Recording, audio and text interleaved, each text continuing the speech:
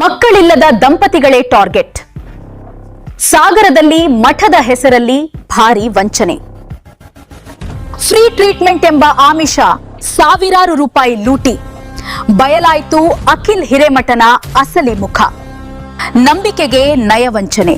ಶ್ರೀ ಸಿದ್ಧಗಂಗಾ ಮಠದ ಪವಿತ್ರ ಹೆಸರನ್ನ ಬಳಸಿಕೊಂಡು ದೋಖಾ ಮಾಡಿದ ಕಿರಾತಕ. ಆಶಾ ಕಾರ್ಯಕರ್ತೆಯರ ಮಾಹಿತಿಯೇ ವಂಚಕರಿಗೆ ಬಂಡವಾಳ. ಸಾಗರ ಪಟ್ಟಣದಲ್ಲಿ ಬೆಚ್ಚಿ ಬೀಳಿಸುವ ಸತ್ಯ. ಬಿಎಎಂಎಸ್ ವೈದ್ಯನೆಂದು ಸುಳ್ಳು ಹೇಳಿ ಹಣ ಪೀಕ್ತಿದ್ದ ಖದೀಮ. ಮಹಿಳೆಯರೇ ಎಚ್ಚರ ಎಚ್ಚರ. 10 ಲಕ್ಷದ ಉಚಿತ ಚಿಕಿತ್ಸೆ ಎಂಬ ಹಸಿ ಸುಳ್ಳು. ಔಷಧಿ ಹೆಸರಲ್ಲಿ ಫೋನ್ ಪೇ ಮೂಲಕ ಹಣ ದೋಚಿದ ಖದೀಮ.